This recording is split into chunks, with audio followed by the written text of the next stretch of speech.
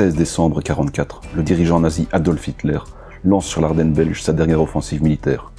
Le but, reprendre le port d'Anvers et ses infrastructures portuaires pour empêcher le ravitaillement et les renforts de l'armée britannique et américaine.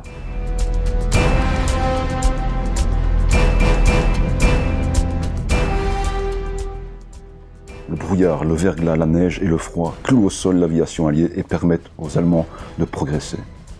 Le 16 décembre à 5h30, l'artillerie allemande commence à pilonner intensément les positions alliées. La surprise pour les Américains est totale. En réponse à cette attaque, le général américain David Eisenhower envoie toutes ses forces blindées en direction de l'Ardenne.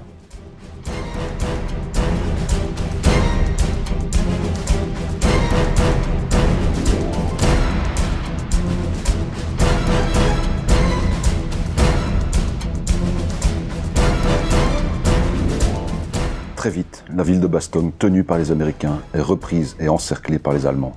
Le 22 décembre, les accès à la ville sont coupés par la neige et par les divisions des troupes allemandes. La ville et ses défenseurs sont encerclés. Alors bonjour tout le monde.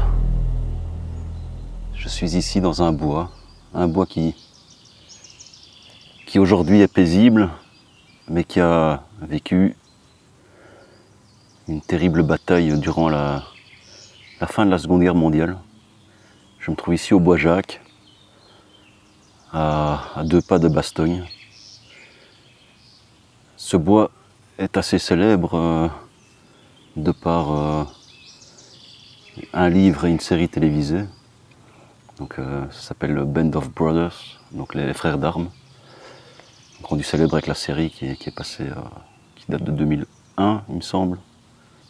Donc, ce bois a été occupé par la Easy Company en décembre 1944. Après le débarquement, les Alliés ont repoussé les Allemands jusqu'à leur frontière, donc jusqu'à la frontière allemande. La guerre semblait finie, mais ce n'était pas le cas. Pas tout de suite en tout cas. Les Alliés espéraient terminer la guerre pour Noël 1944. Mais Noël 1944 fut le théâtre de violentes batailles, ici, en Ardennes belge. Donc ce qu'il faut savoir, c'est que en décembre 1944, Hitler a lancé une grande offensive, donc sa dernière offensive. Donc c'est la bataille des Ardennes. Il a envoyé tous ses chars, tous ses hommes, pour repousser les Alliés et tenter de reprendre le port d'Anvers, pour empêcher tous les ravitaillements alliés. Donc il envoie plus de 1600 chars sur les Ardennes belges pour percer les lignes alliées. Il arrive à repousser les Alliés jusqu'à Bastogne. Bastogne est entourée d'Allemands, donc tous les villages autour sont pris par les Allemands. Et une poche de résistance se fait au niveau de Bastogne. La Easy Company est envoyée dans ce bois pour tenir les positions et tenter de libérer le village de Foix, qui est juste là à quelques centaines de mètres. Donc ils sont envoyés dans ce bois. Ils sont terrés ici dans leur trou d'hommes. Donc les trous d'hommes, vous les voyez ici, les foxholes en anglais. Donc vous voyez ici, les trous sont encore présents. Il y en a partout, là, là, il y en a tout le long ici, et encore plus bas. Des tranchées. Ce qu'il faut savoir, c'est qu'en cet hiver 1944 est l'un des plus rudes jamais enregistrés. Il a fait jusqu'à moins 28 degrés. Les hommes n'étaient pas équipés pour des températures pareilles. Beaucoup souffraient de gelures au niveau des pieds, à force de rester terrés ici dedans. Donc ici, moins 28, la neige, du brouillard. Le brouillard qui empêchait les forces alliées d'envoyer leur aviation. L'aviation qui était bien supérieure à celle de l'armée allemande. C'est pour ça qu'Hitler en a profité pour lancer son offensive à ce moment-là.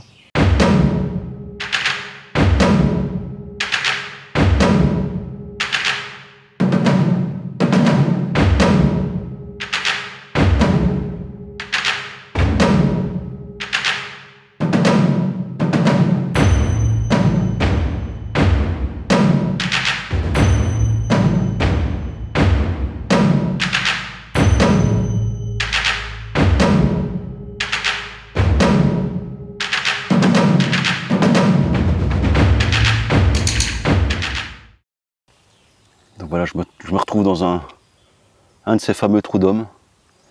Vous pouvez voir, ça doit faire à peu près 1 mètre de profondeur. Imaginez-vous qu'ils ont creusé ça dans la terre gelée. Terre gelée, neige, sous les feux ennemis. C'était leur seul abri. Ils mettaient leurs bâches par-dessus. Ils mettaient des rondins de bois autour pour un peu augmenter la surface. Mais voilà, c'était tout ce qu'ils avaient. Ils étaient planqués ici dedans, à attendre l'ennemi. Et leur regardez la vue. Voilà ce qu'ils voyaient. Si on se lève, on peut voir des habitations au fond. C'est le village de Foix.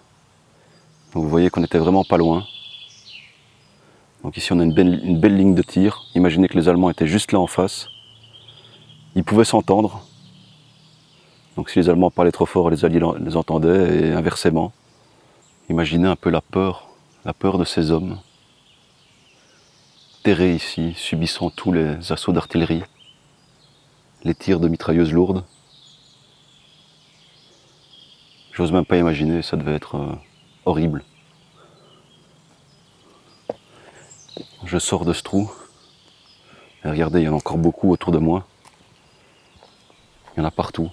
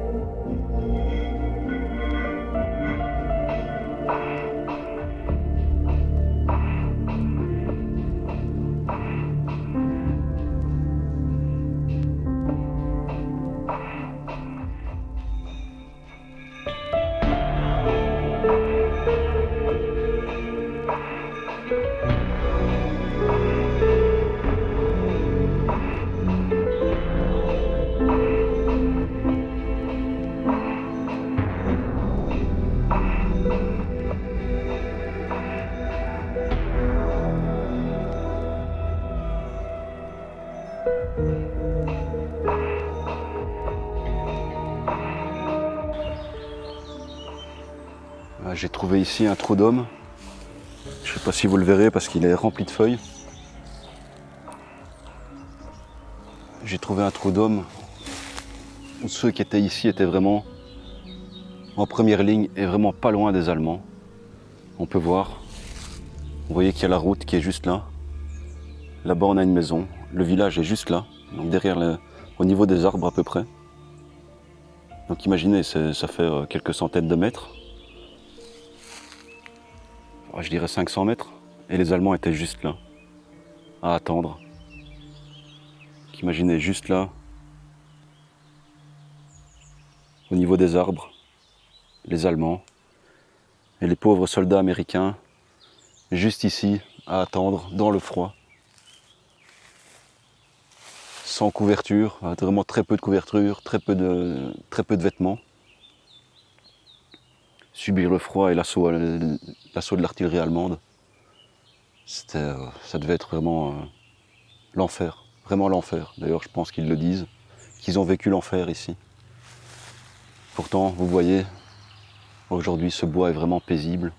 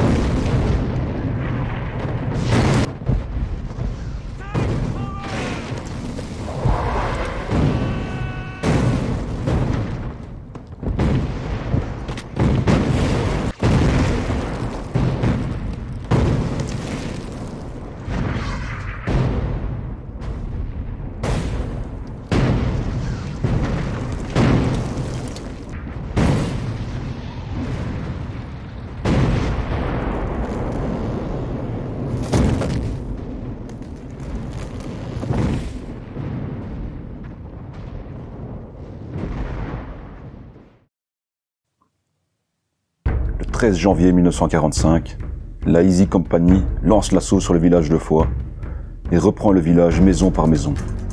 Les pertes dans les deux camps sont considérables, mais l'opération s'est soldée par un succès à la fin de la journée.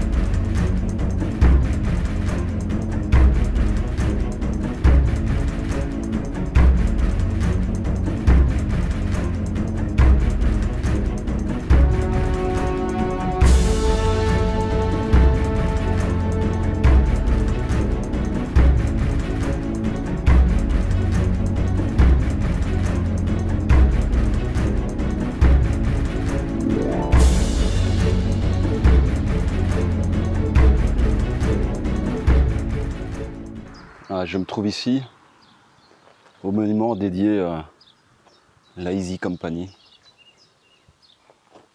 Donc on peut voir ce monument qui a été dressé ici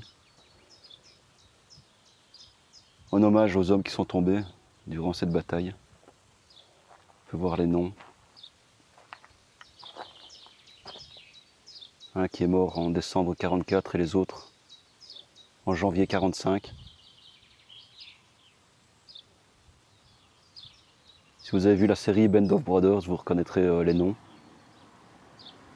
Ce sont les vrais noms qui ont été utilisés dans la série.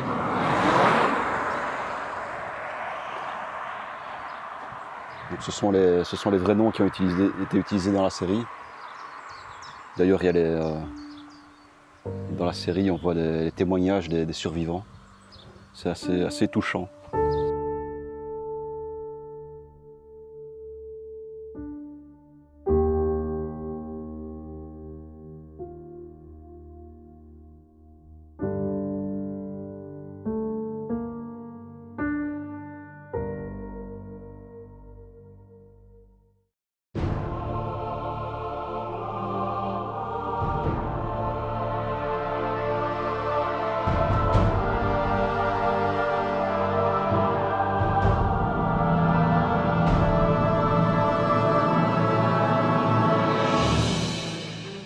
Jamais l'armée américaine n'a essuyé autant de pertes au cours d'une opération. 10 733 soldats américains ont été tués et 42 316 ont été blessés au cours de la bataille des Ardennes. Du côté allemand, on a enregistré 12 652 morts et 38 600 blessés. Près de 2 500 civils ont perdu la vie en Belgique et 500 dans le Grand-Duché du Luxembourg.